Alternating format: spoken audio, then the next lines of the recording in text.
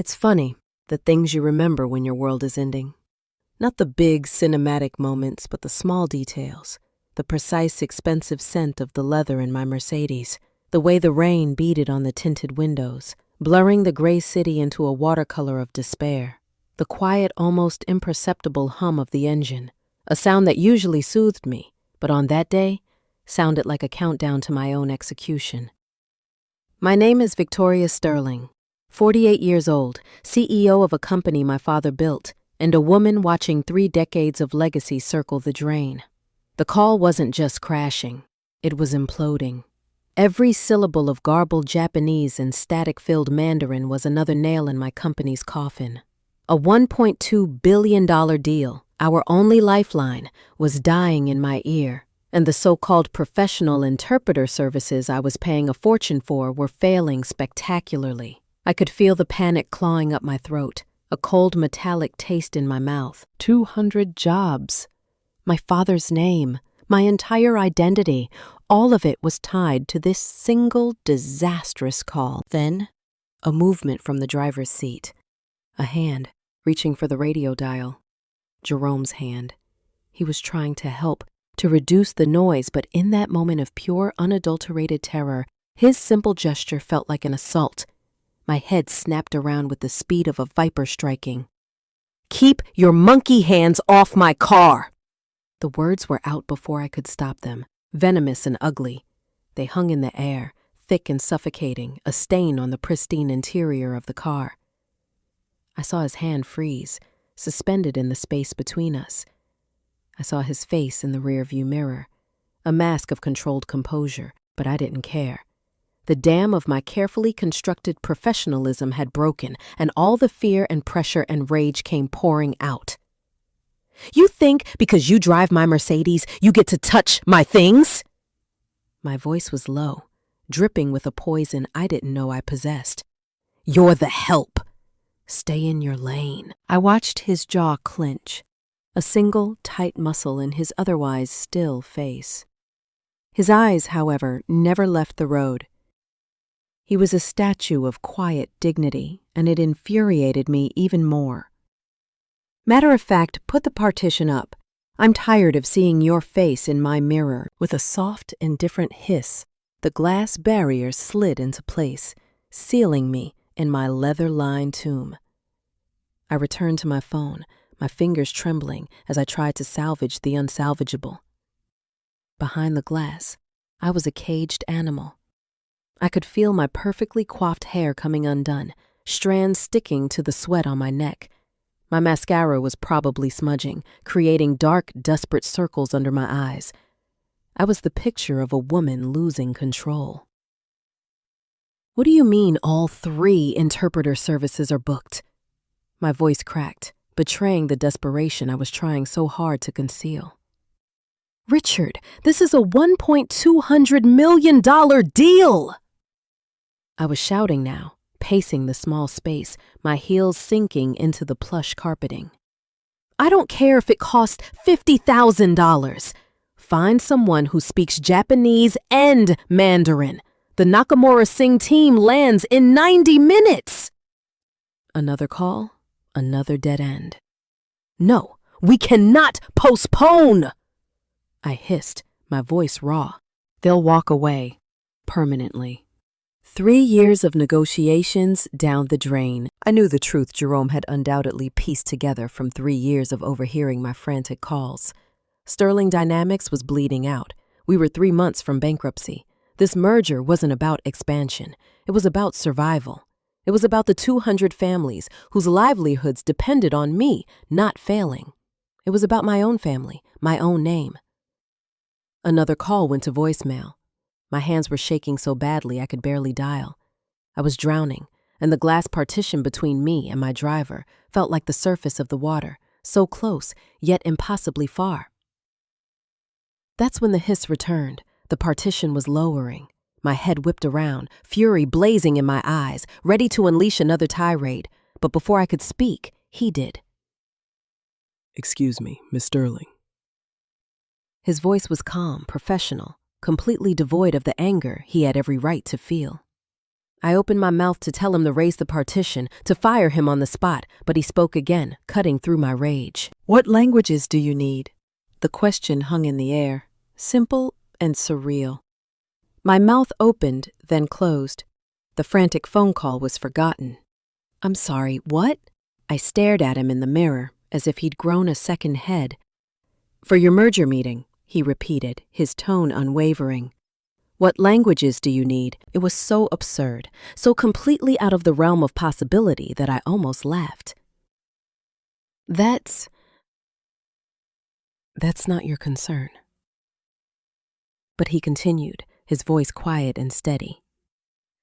Japanese and Mandarin, Hindi, Korean. Something in his tone, a quiet confidence, an underlying authority I had never heard before, made my breath catch. This wasn't the voice of my driver. This was someone else. You speak Japanese fluently? He stated, not asked. Along with Mandarin, Hindi, Korean, Arabic, Portuguese, French, German, and Spanish. The car, the city, the entire world fell dead silent. The only sound was the frantic hammering of my own heart. My phone, the source of all my misery, slipped from my nerveless fingers and landed with a soft thud on the floor. My world tilted on its axis. You're telling me you speak 9 languages? My voice was a whisper, a thread of sound in the sudden deafening silence. Jerome just nodded once, his eyes meeting mine in the mirror. Would you like me to demonstrate? Before I could even process the question, my phone rang again, its shrill tone shattering the quiet. The caller ID made my stomach plummet. Nakamura Singh Holdings. I stared at it, paralyzed. It might as well have been a bomb. I can't, I breathed, not without an interpreter. Then his hand extended through the opening in the partition. May I? My pride, my arrogance, my entire world view was at war with the sheer desperate reality of my situation. The phone kept ringing, each shrill burst a countdown to my company's demise. With a hand that felt disconnected from my body, I passed him the phone. The transformation was instantaneous and absolute. Mushi mushi, Nakamura-san. Jerome answered.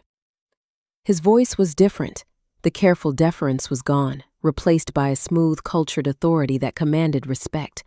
The Japanese that flowed from his lips wasn't just fluent, it was nuanced, elegant.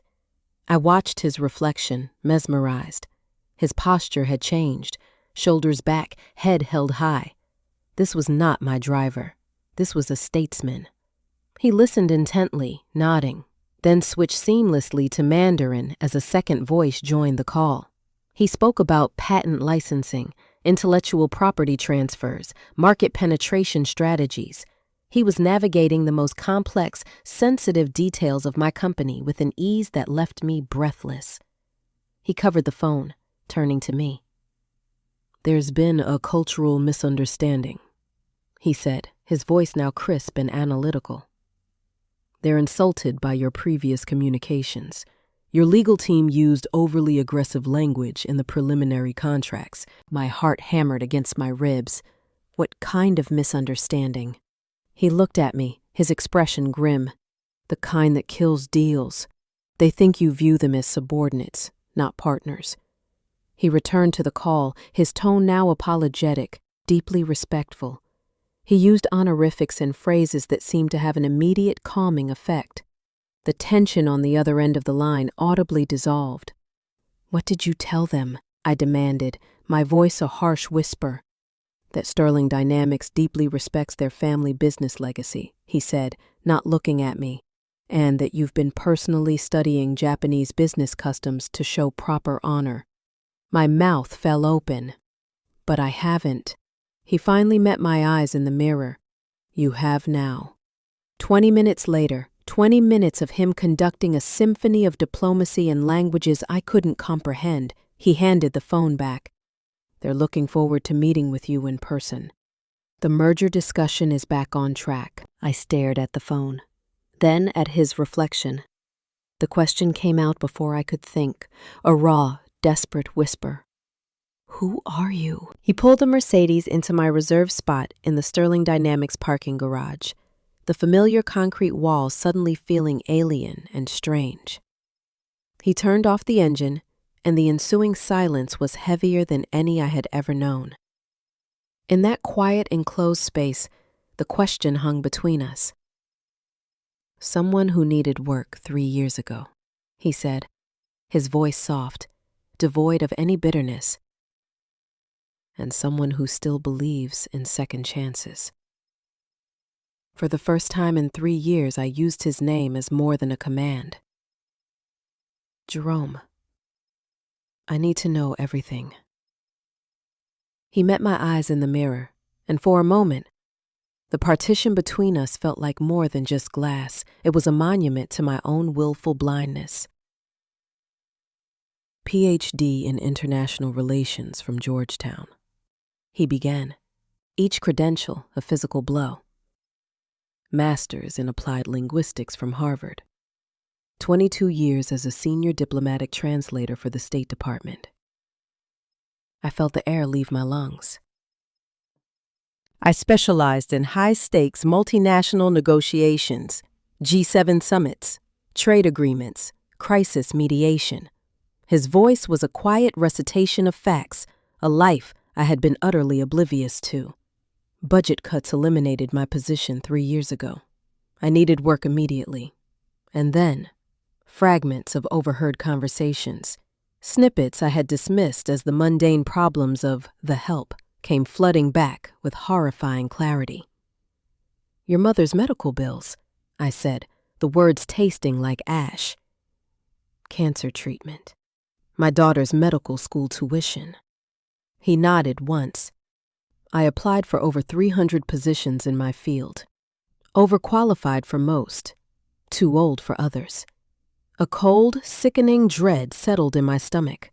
The man who had been driving me to Starbucks, who I had treated like a piece of furniture, had qualifications that dwarfed my own.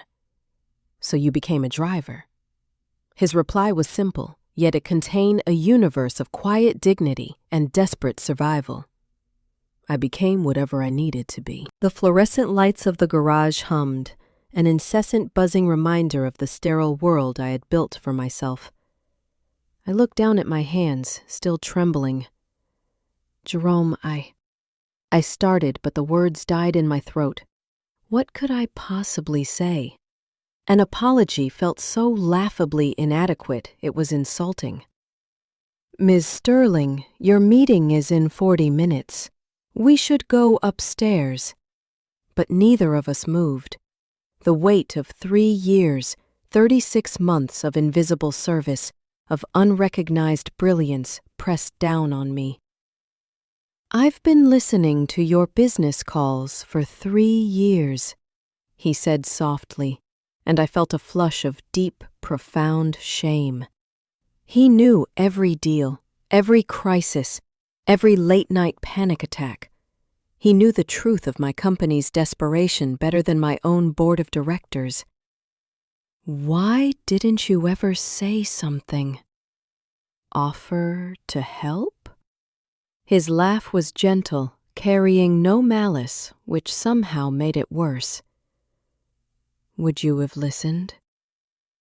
The unspoken answer was a resounding, shameful no. My phone buzzed, a text from my assistant, Rebecca. "Nakamura team early. Lobby now." "They're here," I whispered, the words catching in my throat. Jerome was already out of the car, moving to open my door with the same practiced, professional courtesy he had shown me 1,000 times before. But as I stepped out onto the cold concrete, I looked at him. I really looked at him for the very first time.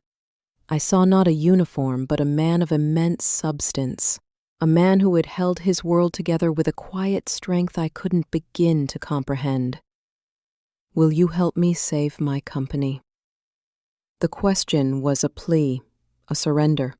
He straightened the jacket of his driver's uniform, a garment that now looked like a costume on him, and nodded once. "Let's go save your company, Miss Sterling." The elevator ride to the executive floors was silent, but my mind was screaming. a PhD from Georgetown, a master's from Harvard, 22 years at the State Department. I had been paying a man who shaped international policy minimum wage to fetch my dry cleaning. As the numbers on the display climbed, I had to know more. Jerome, I said quietly, my eyes fixed on the illuminated numbers. Tell me about before. He kept his gaze forward, his reflection stoic in the polished steel doors. Embassy in Tokyo, 1998 to 2003. I was part of the trade negotiations that prevented a currency war between the U.S. and Japan. My breath caught. I remembered that crisis. It had dominated the financial news for months. Beijing assignment next. Help draft the intellectual property frameworks that your company still uses today. I felt a jolt, as if struck by lightning. Those very frameworks had saved Sterling Dynamics millions in licensing fees a decade ago. He had literally helped write the rules of the game my company played. After that, Geneva, the UN Climate Accords. Then back to D.C. for cabinet-level briefings. He paused, and the weight of his next words settled on me. I translated for 3 presidents, Miss Sterling. 2 Democrats, 1 Republican. The elevator chimed, arriving at the 15th floor, but we remained inside, frozen in our own private bubble of revelation. What happened? I asked, my voice barely a whisper. His jaw tightened, the first sign of emotion he'd shown. The Budget Reconciliation Act of 2022. Foreign Service Downsizing. 20% staff reduction. He finally looked at me, his eyes holding a history I could now begin to read. Last hired, first fired. My 2 decades of experience meant nothing against spreadsheet mathematics. I felt physically ill. He had 2 weeks to find an income. His mother's oncology bills were due. His daughter's medical school deposit couldn't wait. Pride doesn't pay for chemotherapy, he said, the steel in his voice unmistakable. The elevator doors opened, then slid shut again, as if giving us more time. I applied everywhere. Consulting firms said I was overqualified. Corporations said I was too specialized. Your company needed a driver. I needed a paycheck. For 3 years, a man who had advised presidents had been navigating city traffic for me. Why didn't you ever fight back? I asked, thinking of my own aggressive nature. Demand recognition. He gave a sad, knowing smile that broke my heart. Miss Sterling, I've negotiated with dictators and war criminals. But I've never met anyone more formidable than a person who has already decided what you're worth.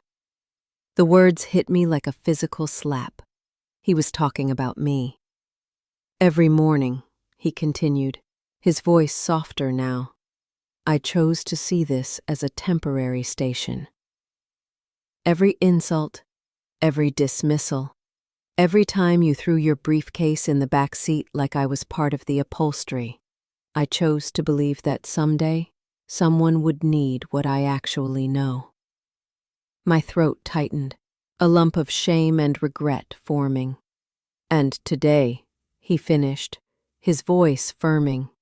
Today you need what I know. The scene on the executive floor was one of barely controlled chaos. My assistant Rebecca, a normally unflappable young woman, rushed toward us, her face pale with panic. Victoria, thank God.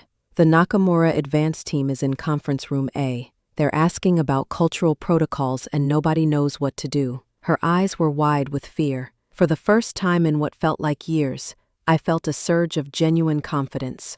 It's handled, I said, my voice firm and clear. I gestured to the man beside me. Rebecca, meet Jerome Washington, our new senior consultant for international relations. Rebecca's gaze flickered from me to Jerome's driver uniform, her brow furrowing in confusion. I'm sorry, what? She stammered. Mr. Washington will be handling all international communications for the merger, I declared, enjoying the shock on her face. She leaned in, lowering her voice to a conspiratorial whisper. Victoria, he's your driver. I met her gaze without flinching. He's a Georgetown PhD who speaks 9 languages and translated for 3 presidents. Any other concerns? The color drained from Rebecca's face. She just shook her head, speechless. It was Jerome who broke the stunned silence. There is one small problem, he interjected, his voice the epitome of diplomatic grace. I should probably change before meeting the delegation. I looked at his uniform, seeing it for what it was, a costume he had been forced to wear. He's right. Rebecca, take Mr. Washington to the executive clothier downstairs. Get him a proper suit, navy blue, conservative tie. I glanced at my watch. You have 20 minutes. The advance team will wait. My voice had a new authority, one born not of arrogance, but of a clear and sudden purpose. Tell them we're reviewing final cultural considerations out of the deepest respect for their customs. Rebecca, still struggling to process the seismic shift in our reality, hesitated for a moment before nodding and hurrying off with Jerome. As they headed for the elevator, I caught his arm. Are you ready for this? He straightened his shoulders, and in that simple gesture, the driver vanished completely, replaced by the diplomat. Miss Sterling, I've mediated border disputes between nuclear powers. I think I can handle a business meeting. 15 minutes later, he returned, and the transformation was staggering. The navy suit fit him as if it were custom-made, highlighting a natural dignity he'd always possessed, but that I had never seen. The man who stood before me was not my driver. He was an executive, a statesman, a man who commanded respect simply by his presence. Better? He asked, a hint of a smile playing on his lips. I could only nod, momentarily speechless. Conference room A, I managed to say. Let's see what you can do. The advance team, 3 impeccably dressed Japanese executives and their own interpreter, stood as we entered. They bowed formally. Jerome returned the bow, his form perfect, the depth and duration precise. He then spoke to them in flawless, formal Japanese. I watched as the lead executive's eyes widened, first in surprise, then in genuine pleasure. He responded enthusiastically, a broad smile breaking across his face as he gestured for us all to sit. What did you tell them? I whispered as we took our seats. That Sterling Dynamics is honored by their early arrival and grateful for their patience as we took a final moment to ensure our cultural preparations were impeccable. The meeting was a masterclass in diplomacy. Jerome didn't just translate, he built bridges. He moved seamlessly between Japanese and English for the technical specifications, then clarified complex legal terminology in Mandarin when patents related to their Chinese operations came up.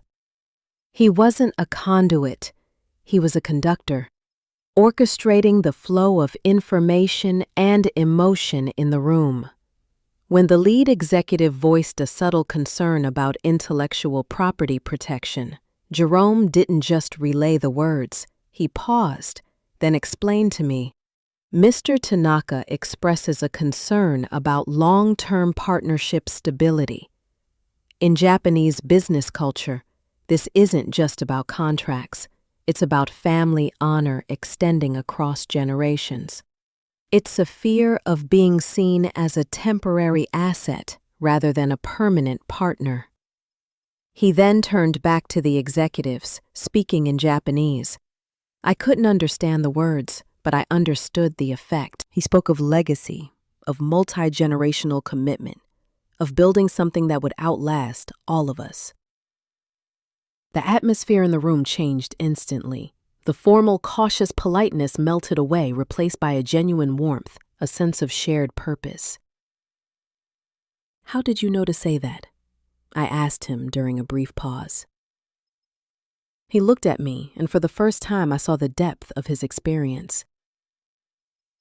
Because I spent 5 years in Tokyo learning that in Asia, business is always personal first. It's about trust, not transactions. Toward the end of the meeting, the lead executive, Mr. Tanaka, approached Jerome directly, speaking in rapid, earnest Japanese. Jerome listened intently, nodding, his expression serious.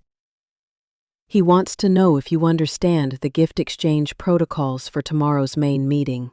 Jerome translated for me. He is concerned our team might inadvertently cause a great offense to Mr. Nakamura. My stomach clenched. I didn't even know there were protocols. Jerome and Mr. Tanaka spoke quietly for several more minutes, Jerome taking meticulous notes. We need specific gifts, he explained to me afterward. Not expensive ones.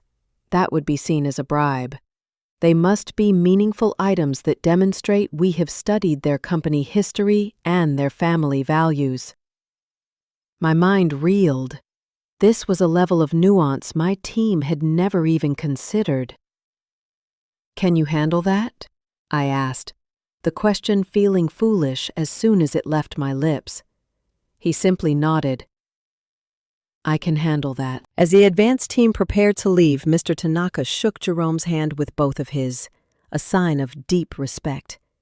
He spoke a few final words in Japanese, his eyes locked on Jerome's. After they had gone, I had to ask, what did he say? Jerome looked at me, his expression unreadable. He said, finally, Sterling Dynamics sends someone who understands respect. The words were a validation for him, but for me, they were a fresh wave of shame. Jerome, I started, needing to address the ugliness of that morning. About the car. He held up a hand, gently interrupting me. Miss Sterling, we have 16 hours to prepare for the most important meeting in this company's history. Personal apologies can wait. He was right. There was work to do. But I couldn't shake the image of his face in the rearview mirror, the quiet dignity with which he had absorbed my poison. What do we need to do? I asked, ready to be his student. He pulled out his notes. First, we need to learn their names, their titles, their family histories.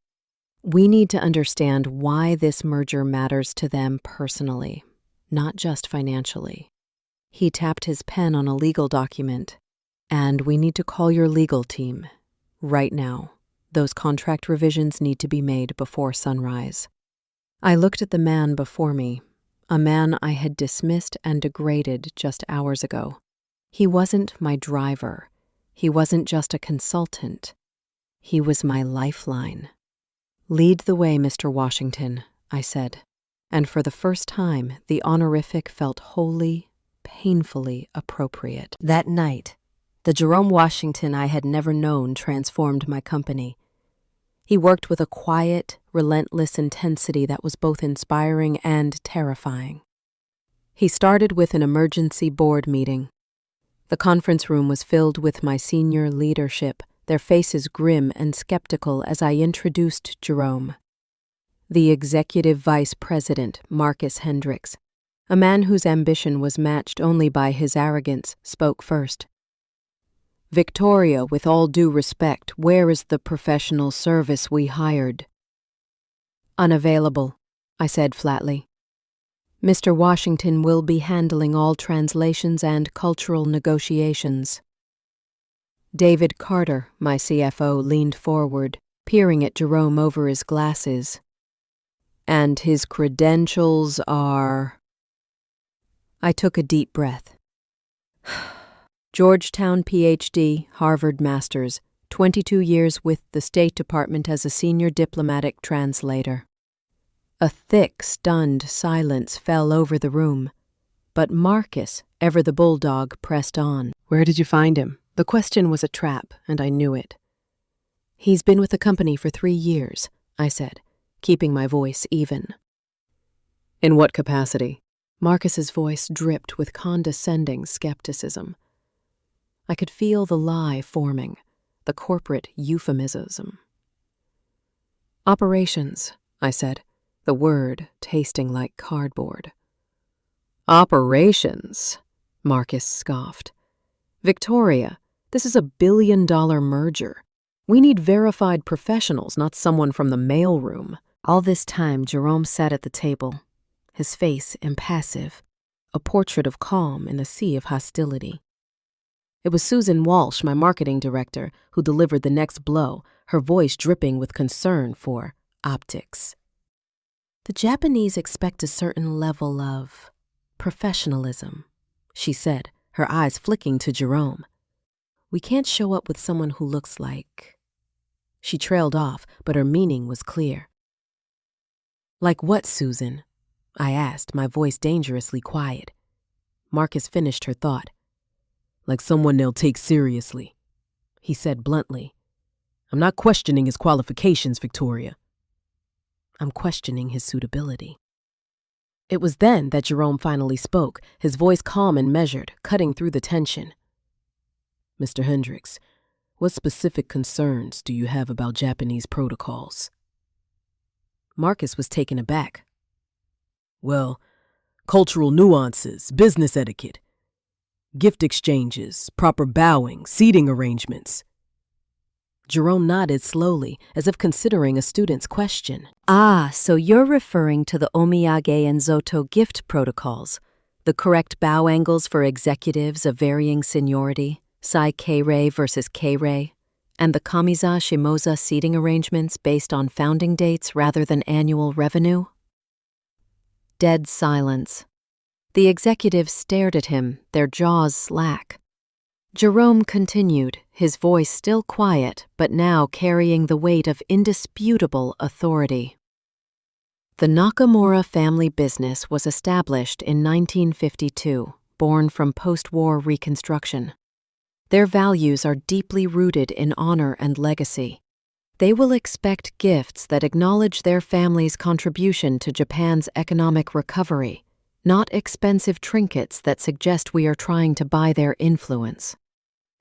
He then turned his gaze to another executive. Singh Holdings, on the other hand, follows British Indian corporate traditions. Direct communication, minimal ceremony, absolute punctuality.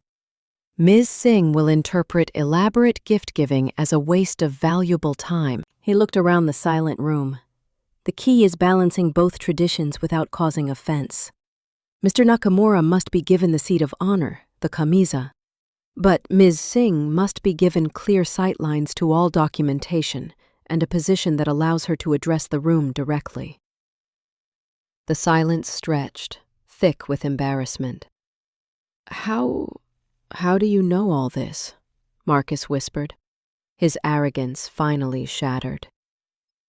Jerome's reply was devastating in its simplicity. I negotiated the 2019 Tokyo Trade Framework, which established the current U.S.-Japanese business protocols.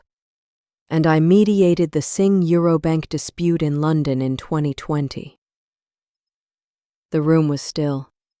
These men and women, who had just questioned his suitability, now realized they were in the presence of someone more qualified to be in that room than all of them combined. That evening, I found him alone in the main conference room at 9 p.m. He was surrounded by a fortress of documents, cultural research, gift samples, and takeout containers. You should go home, I said softly. Get some rest. He looked up, his eyes tired but sharp, almost finished. Just reviewing the technical patents one last time, I saw the color-coded files for each executive, the checklists for cultural protocols, even a list of backup conversation topics related to their personal interests, art for Mr. Nakamura, cricket for one of Ms. Singh's lieutenants. Jerome, this is beyond thorough. He gave a small smile. In diplomacy, we have a saying, preparation prevents humiliation. He gestured to a file. Did you know Mr. Nakamura's father was a Hiroshima survivor who rebuilt their family business from the rubble? That's why he values long-term partnerships over quick profits. Every decision he makes is a tribute to his father's memory. He pulled out another, Miss, Singh lost her first company due to a catastrophic translation error in a Mumbai court case. She is, understandably, hypersensitive to linguistic precision. My own company's multi-million-dollar preparation had included none of this. We had prepared balance sheets, not biographies. We had analyzed markets, not motivations. Suddenly, Jerome's phone buzzed. He glanced at it, a frown creasing his brow. An emergency call from our Mumbai branch office. The regional director only spoke Hindi. "We can't afford any complications tonight," I said, my heart sinking. Jerome was already answering the phone. "Namaste, Kumar ji. Main Jerome bol raha hoon." For the next 20 minutes, I watched, utterly mesmerized, as he mediated a three-way crisis call between our panicked director in Mumbai, our legal team in New York, and a technology partner in Bangalore. He switched between fluent Hindi, precise legal English, and rapid-fire technical jargon with an ease that was simply breathtaking. He calmed frayed nerves, clarified complex issues, and dictated a solution that saved a multi-million-dollar contract. When he hung up, I could only stare. "A competitor tried to steal our Mumbai AI algorithms," he explained calmly. "Kumar caught them, but needed immediate legal guidance in Hindi to file the injunction. It's handled." He then pulled out a thick folder I had never seen before. "I've been documenting every international issue I've overheard in the car for the past 3 years." He opened it. It was a catalog of my company's failures, dozens of incidents, missed opportunities, and costly cultural blunders. "The sole software deal that fell through, your translator used informal Korean when addressing the CEO's 80-year-old father, an unforgivable insult." My stomach churned. "The Berlin partnership that stalled. Your legal team sent contracts in American English with no German translation. The Germans interpreted that as intellectual arrogance and disrespect." He looked at me, and his gentle smile returned. "You asked why I never said anything. The unspoken answer hung between us again. Would you have listened?" Then, as if on cue, my phone rang. An unknown international number. "Don't answer that," I started, but he was already reaching for it. "Sterling Dynamics, Washington speaking. Guten Tag, Herr Müller." German flowed from his lips like water. The call lasted 10 minutes, ending with Jerome laughing warmly. He hung up and looked at me, a twinkle in his eye. "Your Berlin partners. They want to restart negotiations. They heard a rumor about tomorrow's merger and realized they made a mistake walking away. That deal was worth $40 million. I sank into a chair, my head spinning. "How many opportunities?" I whispered. "How many have we lost?" His expression softened. "The past doesn't matter now, Miss Sterling.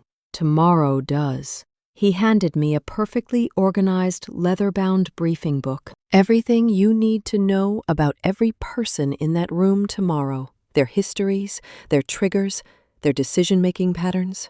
He stood up, the authority back in his voice. "Tomorrow, we don't just save your company. We transform it." And in that moment, under the harsh, fluorescent lights of the empty office, I knew he was right. I wasn't just looking at my savior. I was looking at my future.